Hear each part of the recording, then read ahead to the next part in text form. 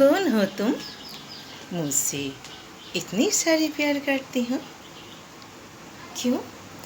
तुम जानती हो मेरे को? तो बताओ कौन है तुम? तो बात क्यों नहीं करती? आ जाओ मेरे पास। मैं ईश्वर की बेटी हूँ, क्योंकि मैं सच बात बोलती हूँ तुम्हारे लिए। क्यों?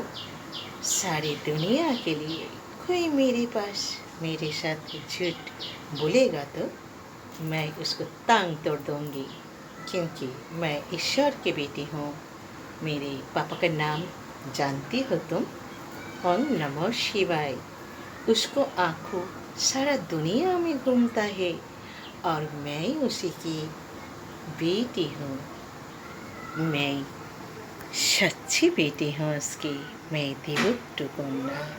मैं देव देवी के मानती हूँ, क्योंकि मेरे पिता महादेव स्वयं शिव और আমার বাবা তো ভীষণ ভোলে হয়ে থাকে। যখন উনি নেশা ভান করেন তো চোখটা ছোট্ট করে খুলে সারা দুনিয়াকে দেখে। ওম নমঃ শিবায়। Tata, by.